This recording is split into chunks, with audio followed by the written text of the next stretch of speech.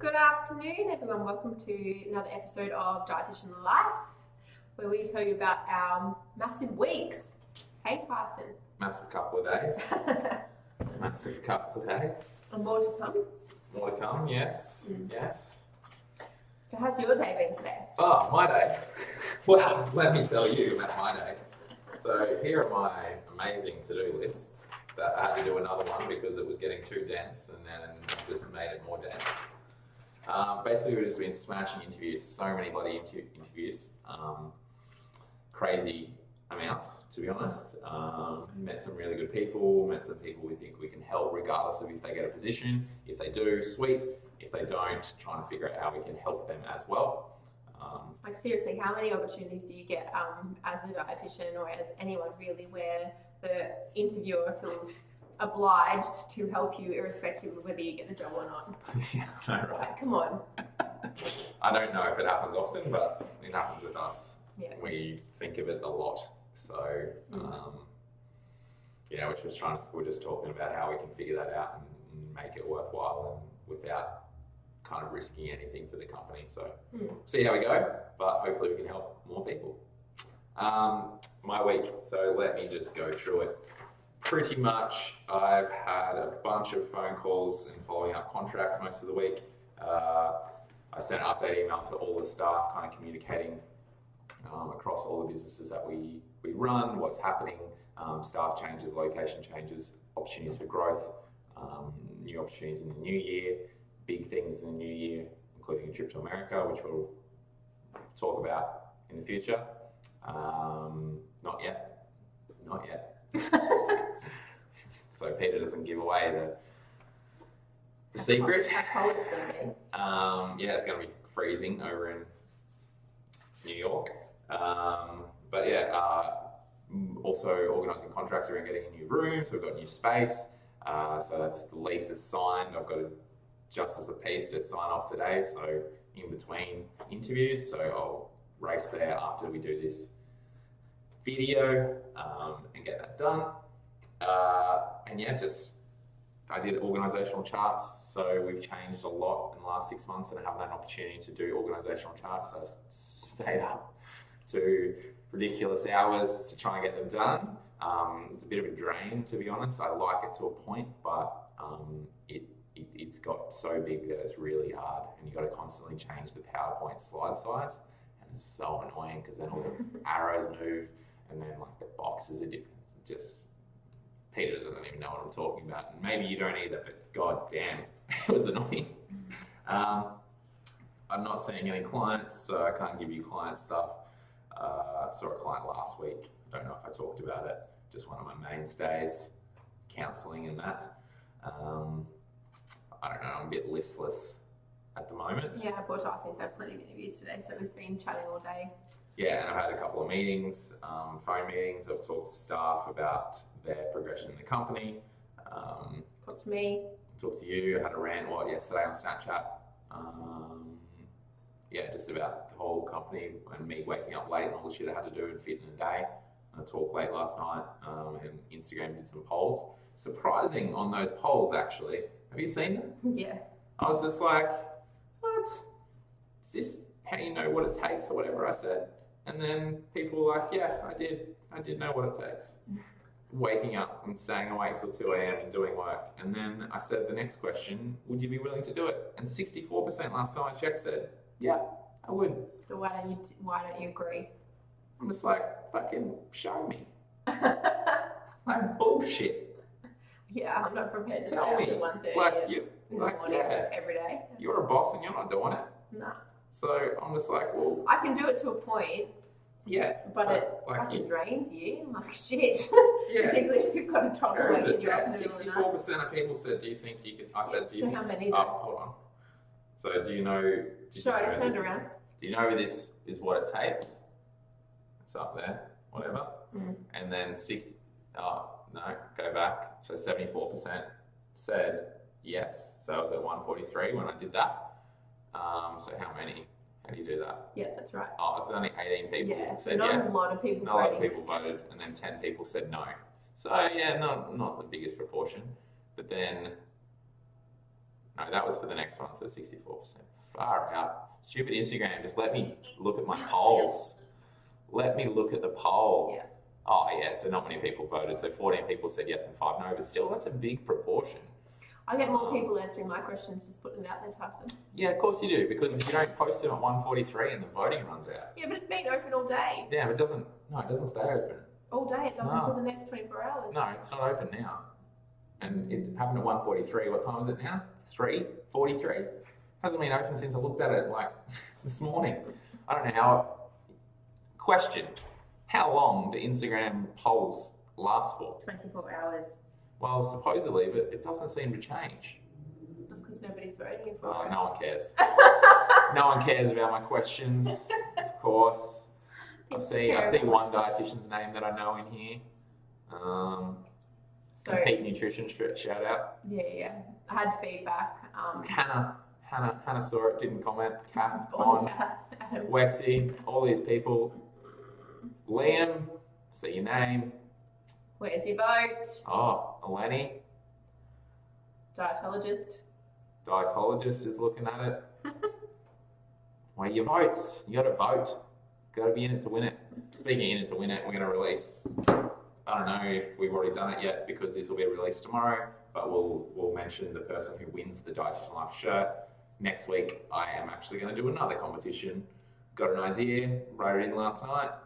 I'm pretty keen for you to read it and see it and win some shit. Good. I think it'll help us. I think you'll like my competition too. Okay. So that will be good. Excellent. And also probably going to do a big announcement tomorrow on live when we announce the competition. So when Peter and I are in Sydney. So we'll do a live when we get there because we're going there for the Optus Awards because we're Health Improvement Business of the Year finalists. But hopefully we remove that finalist after tomorrow night. It'll be good. But yeah, that's pretty much my week for the moment. You can talk and I'll just interject when I see things. So Tyson and I had a really good chat yesterday. Was it yesterday? Yes. Yeah. We had the managers meeting last night. Yeah. Nearly made me cry. I was getting all antsy, getting all thingy as I do when he pushes my buttons. If she cries, then I cry, and it's not good. Trying to redefine my role as a company, I suppose, gets a little bit bigger. And part of my role is being the best when it comes to clinical knowledge across every single bloody condition you can think of. So trying to find a way to integrate how I can do that better in my workload. So a lot of the time, as you would probably attest, we do a lot of it on the fly when we're seeing clients or late at night we'll just scroll through articles and be reading stuff, but that's not my best time. It's not my best game. And I end up rereading things over and over again. It's just not okay. And I have a lot of really complex clients, which really helps to boost my knowledge across all facets, not just around nutrition, but probably around medical problems just in general, as well as psychology and stuff like that. And I've had a lot of really challenging clients the last couple of weeks, particularly with chronic constipation, to be honest. So that's been really... That took a turn. Yeah, it did actually. It's really hard to deal with, particularly in children, for a lot of different reasons. And a lot of the time, there's not actually a dietetic cause of the constipation, to be honest. So in terms of our role as dietitians, it becomes very much a counselling, supportive, collaborative, and pretty much you've got to be thinking about everything that's going on with that child, with that family, and the reasons for it. So you're basically saying in a roundabout way you want to do more research that's more structured, and you got upset because that was part of it, right? Yeah, definitely that's part of it, because I know that the pressure is there to obviously be good and to make sure I have all the knowledge all the time, and all of you can, I think, feel that you always want to be on top of everything and be the best. So that's probably part of it. I don't know if everyone wants to be the best. We do. Well, I do. But I don't think everyone. I think everyone wants to be the best maybe that they can be, but being the best overall. Do you want to be the best overall? Yeah, pretty much. Yeah. Which is why we get along. So Yeah, I'll so be if the I best. don't, if I don't know something, or if I haven't got all the answers, or I've got clients and their problems consistently, they're showing up. Yeah, it's not good enough for me. And if I can't fix somebody, then that's not good enough for me either. Will you finally admit that you're better than me in clinical? I've said it so many times. You're like, oh yeah. No, you're good at clinical, but not the holistic application of it. You know the stuff, but you just haven't been doing it. You're going to destroy me in pediatrics. You're going to destrow me in food intolerance. That's right. That's like this tiny little baby in the corner. Yeah, well, you can do weight management and chronic disease, no problem. 100%. Smash you there. Sports nutrition, you got no chance. But all the rest, it's all yours. Yeah, 100%. So that's always there in the back of my mind all the time. And I know probably before I started with you, I was doing a lot more research, a lot more reading. I would see a lot more diverse clients as well. But these days, as I've obviously found my niche, that's all I kind of involve myself in. So it can be a little bit insular in that respect. But I think... What's your niche? You see pretty random clients. Yeah, I am. Pretty complex clients. Always. Yeah. Well, yeah. What do you mean niche? Oh, so all of my gut stuff, ped stuff. Yeah. I see a lot of menopausal women, so upskilling on supplements and a lot of hormonal issues and stuff like that. So yeah, just trying to get more perspective across the board, not just thinking about nutrition as the only thing, because it is obviously more than that. You wanted to be a doctor at one stage. Yeah, I still would, but I don't want to study anymore.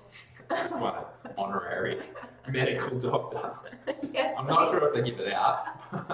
I can just go do a PhD and then be called a doctor, right? I know, that's what I want. I just want an honorary one though. I don't want to do 4 years of research. I just want to get to a point. I'll probably have to be 60 or something, but at some point in my life, someone better call me doctor.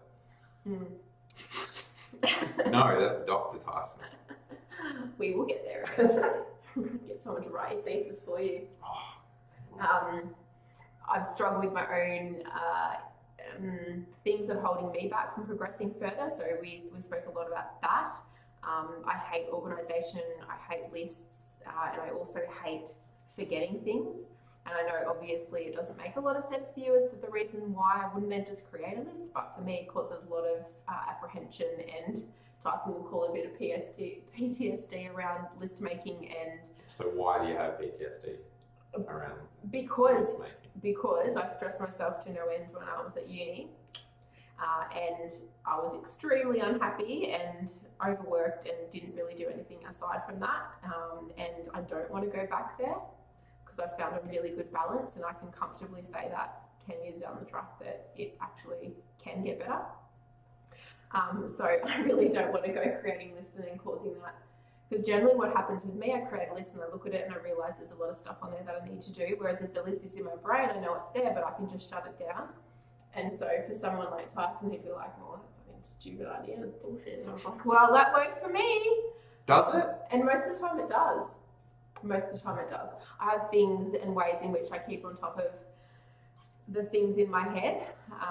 But because I've got all of his stuff here, and then I've got my stuff. What do you mean my stuff? Our stuff.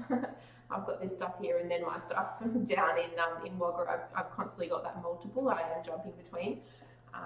And then, as you know, life in general, we have to, I don't know, change a post box and do that other bullshit that it does sometimes just get a little bit too much. So I think next year I have to look at trying to find a better balance with not creating, obviously, this stressful anxiety list making here, but maybe a little bit more in between the two. So I think it's just important to obviously acknowledge sometimes why you don't want to change when it comes to any aspect of dietetics or yourself as a human. And if that actually is holding you back, then maybe you really do need to come to grips with making that change. Do I believe it's holding me back? Little bit. But I know how important it is to get it better. So because it doesn't really make me tick, I know it makes others tick. So it'll probably find its little bit of priority up there a little bit more. And a lot of the time, that's the reason why I do things, not always just for myself, but yeah. But I'll just change that whole perspective. It's just like us if we're helping people in shadowing when we're shadowing a dietitian. We're not trying to make dietitians do shit the way that we do it. We're just trying to help them be a better version of themselves. Yeah, to get I the absolutely outcome. have no way, shape, or form that I am going to be like you, or like another OCD dietitian that'll be looking at this table going, so now I'm an OCD fucking dietitian. What is this? What is this? What is this? But you're not. You're an unusual OCD because it's like I can live in squalor, but my desk has to be perfect, and this whole packing situation needs to be perfect. But the house can look like a shambles. Like it's fine. That does not make sense. It does not make sense. So Everything, it's an organised chaos. So guys, And I'd rather, if someone wants to come in and clean my house every week, go for it. You would not. You could not deal if someone put something in the wrong place. They would have to have a lot of training to ensure that the shirt went in the right place. That pen better be still on my freaking desk, and that with that bit of paper, there's no like rustling up my papers. I know exactly the order that those papers are in. You better not mess them up. Do not remove those creases that have been there for 50 years. Oh, they've been for that 50 years. They break down before that. Everybody has their things, seriously though, but if it is affecting your progression, definitely I think evaluating that, and I think with interviews as well, we'll probably identify that a lot with the dietitians that we've been interviewing. Just not identifying those weaknesses or strengths, and obviously then using that to your advantage, and whether it's going to hold you back or not. Like a lot of the dietitians will say the same things, and not really getting to the crux of their issues. I think you and I looked at each other during interviews yesterday and we're like, we're good at this. Well, I'm pretty sure I said that. I said, we're good at this. We had a little moment. Yeah. But, and I think, it's practice, but it's just being able to get the right information out of people and creating an environment where they're open to saying those things and being honest, which is really hard in an interview setting. A lot of the time you just want to put your best foot forward to try and put up with a facade. And we're kind of getting quite good at breaking that. And I think Dietitian Life and stuff like this really helps because then you realise that we're real people and we actually care, and we would rather you be honest than a fake person, because that's just going to be shit in the long run. So, Even though I'm a much scary human, apparently I could do an Instagram poll on that, to be honest. I think that would be good. Do you really want to do that? Because I was going to use that as one of that was going to be one of my competitions. I've actually written it down. Who is scarier? Carson or Peter? Depending how you are, it'll be different. But yes. No, I guess reflection of she doesn't want to be. She always says that I'm scarier, but then she wants to eat a cake too. And she's like, and she wrote me this text this week, and I was just like, yeah, it's because I've got a warm heart. And then she blew up. She's just like, how can you? Yeah, anyway.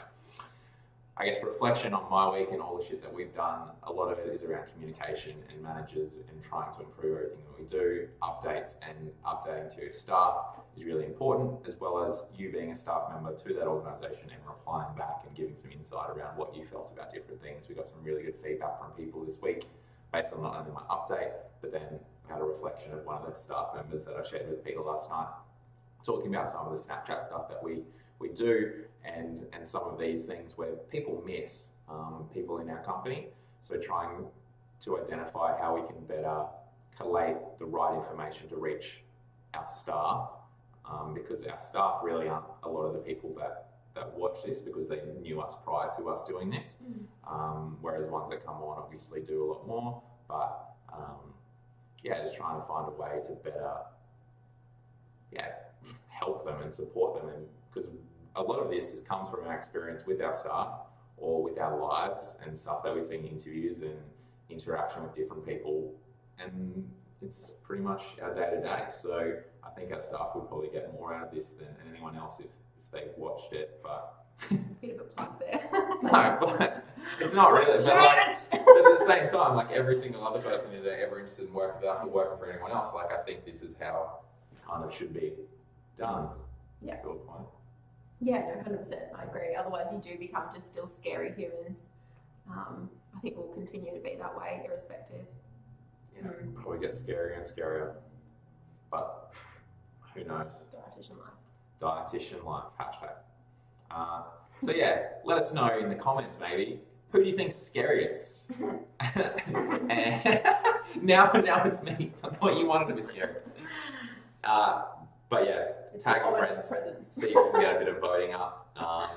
Whoever, I don't know, how can we run something?